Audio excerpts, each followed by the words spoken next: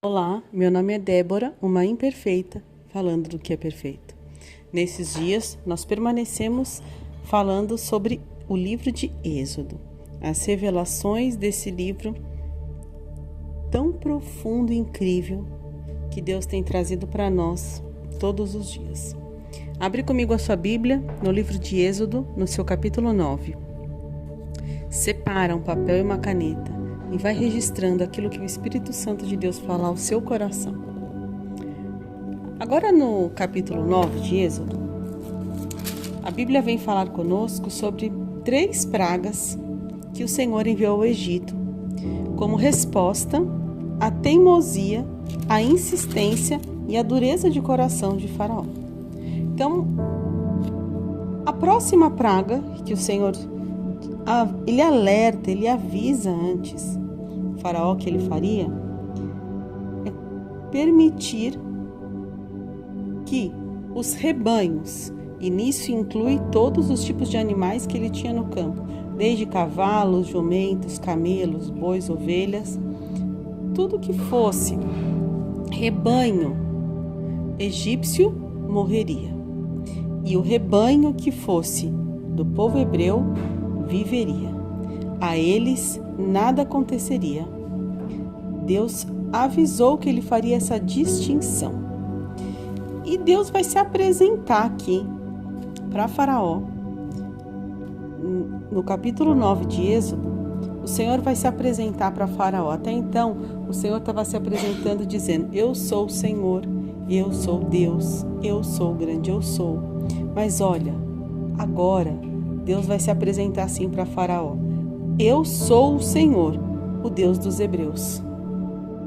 Então parece uma expressão tão simples, mas ela traz com ela uma grande profundidade, porque é o próprio Deus falando para os inimigos do povo de Deus: eu sou grande, eu sou todo poderoso, eu já mostrei quem eu sou.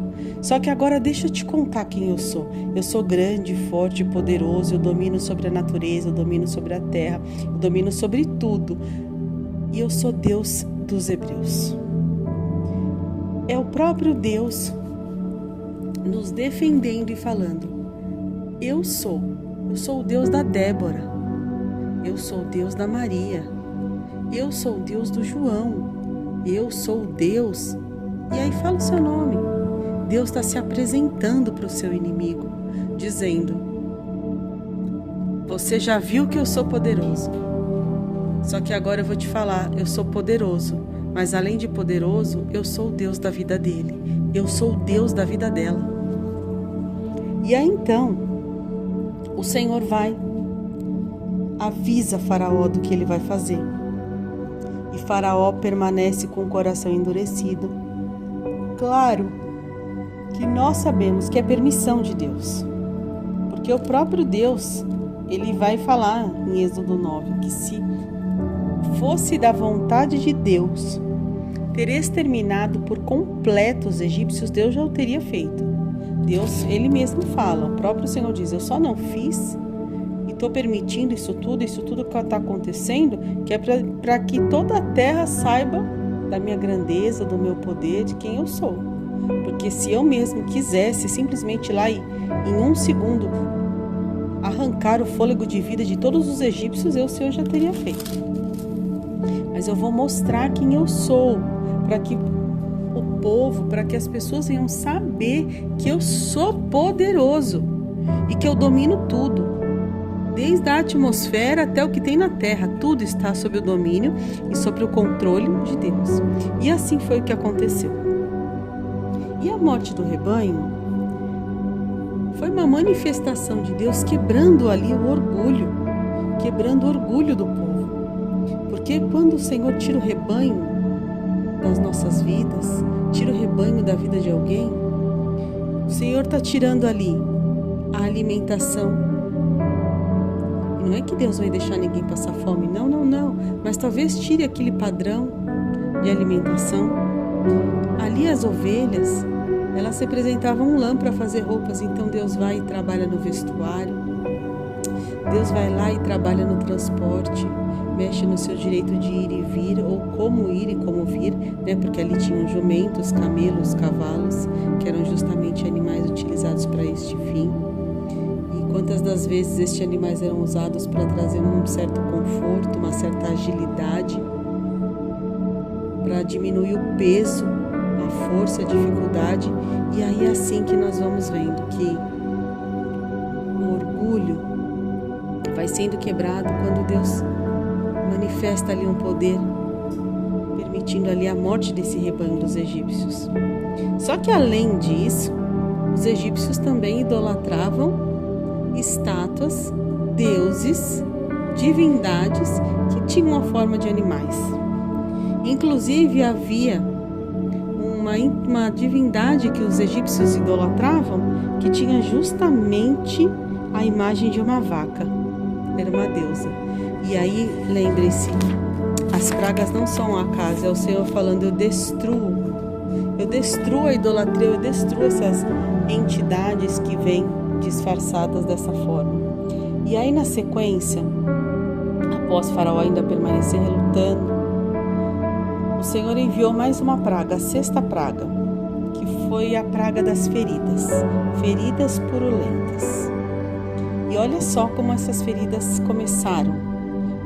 Antes das feridas estourarem nos corpos dos egípcios, e mais uma vez ali Deus está fazendo a distinção entre quem serve a Ele e quem não serve a Ele. E por quê? Porque Deus deu um comando para Moisés, e Moisés ali pegou um pó, e aquele pó fino que se espalhasse se tornaria feridas, tanto em homens quanto em animais ali no Egito. E esse pó, essa cinza, ela vem falar muito conosco que somos cristãos, porque a Bíblia mesmo vem falar que do pó viemos e ao pó voltaremos. Então é ali o Senhor falando: pó, eu quero humildade, por isso pó, se arrependa, volta atrás, se humilha.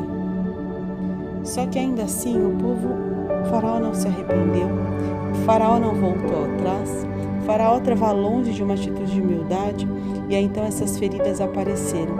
E aí vem falar que essas feridas, elas eram feridas, não eram simples feridas, elas liberavam líquidos, tinha pus, eram feridas abertas, sabe? Feridas expostas, feridas cheias de bactérias, contaminadas, e essas feridas traziam muita vergonha.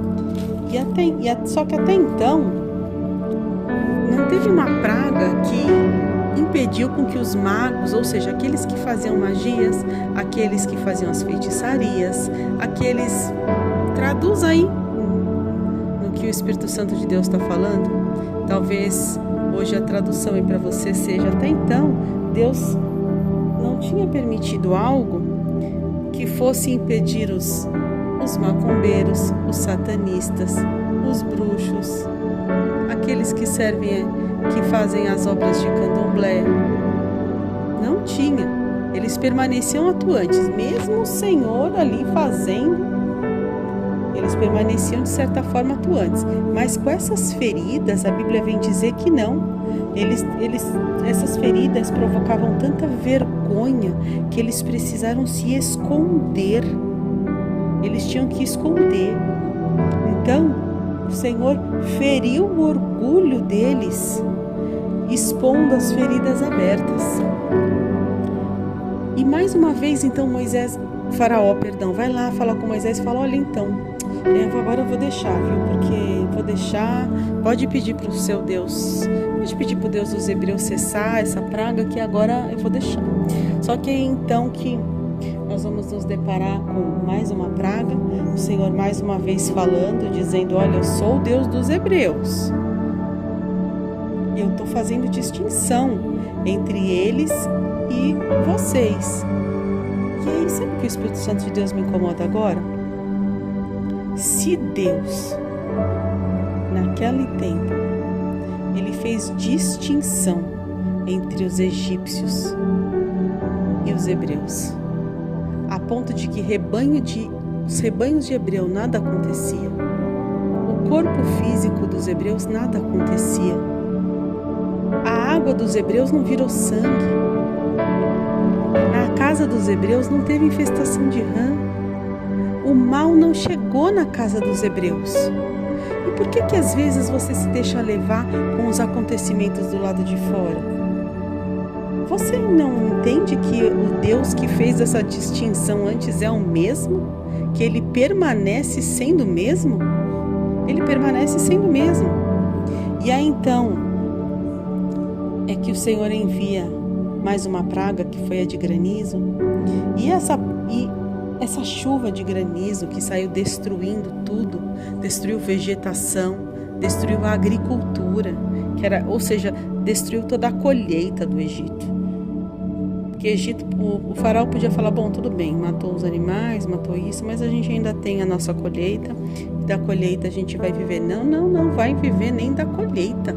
O Senhor mandou o granizo que destruiu toda a colheita deles, acabou com a agricultura. E o incrível do granizo é que o granizo, ele não é como uma chuva. Você lembra das suas aulas de ciências na escola? A umidade na superfície da terra, sol, calor, os raios do sol fazem com que essa umidade, essa água que tem na superfície da terra evapore, se condensa, se transforma em nuvem, a nuvem fica pesada e chove. Resumidamente era isso, você se lembra disso? Quando você aprendeu na escola? Só que granizo não é dessa maneira. O granizo, ele necessita de outras condições de tempo e outras situações atmosféricas de outras altitudes muito diferentes de uma chuva. O granizo é água congelada. Só que só que para a água ser congelada, ela não consegue ser congelada numa altitude baixa, a altitude tem que ser altíssima. E para essa água conseguir subir para uma altitude tão elevada para congelar lá em cima, onde a temperatura é menor, os ventos têm que ser ventos diferenciados. Então, olha quantos fenômenos da natureza aconteceram em questões de, não sei, precisasse segundos, para que houvesse essa chuva de granizo. Você tem dimensão de que Deus é esse? De que Deus é esse a que você serve? E agora que você já leu, ouviu da palavra do Senhor, eu te convido a curtir esse vídeo, se inscrever no canal, encaminhar esse vídeo para mais alguém. Que Deus te abençoe e até amanhã.